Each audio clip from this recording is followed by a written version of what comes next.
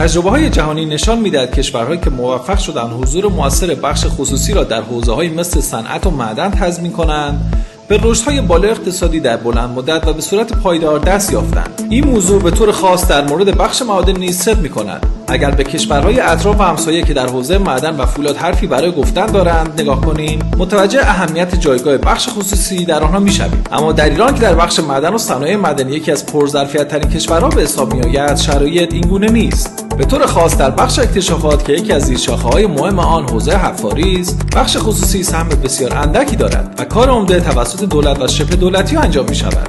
پروژه‌های حفاری اکتشافی معادن در ایران عمدتاً از اوایل دهه 90 و از دولت دوم محمود احمدی نژاد کلید خورد. با طی شدن دهه 90 و شروع دهه جدید، حضور شرکت‌های شبه دولتی و خصولتی در بخش‌های حفاری گسترده‌تر شد تا جایی که دیگر جای چندانی برای بخش خصوصی واقعی نماند. کافی است که امروز به شرکت‌های بزرگی که عملیات‌های مهم حفاری را در معادن انجام می‌دهد نگاه کنیم تا متوجه شویم که شاید به غیر یکی دو مورد خاص شرکتی به عنوان بخش خصوصی جایی در عرصه حفاری نداشته باشد. طبیعتاً با محدودیت‌های فراوان برای بخش خصوصی در حوزه حفاری به طور خاص و بخش معادن به طور عام نمی‌توان انتظار تحقق رشد 13% سالیانه را برای بخش معدن داشت. از این رو اگرچه شرکت‌های خصولتی توانستند در تامین و واردات تجهیزات و ماشین‌آلات مربوطه تا حدود زیادی موفق عمل کنند و از کشورهایی مثل ترکیه واردات ماشین‌آلات انجام دهند، اما طبیعتاً وجود شرایط رقابتی می‌تواند به انجام حفاری‌های بهتر و با کیفیت‌تر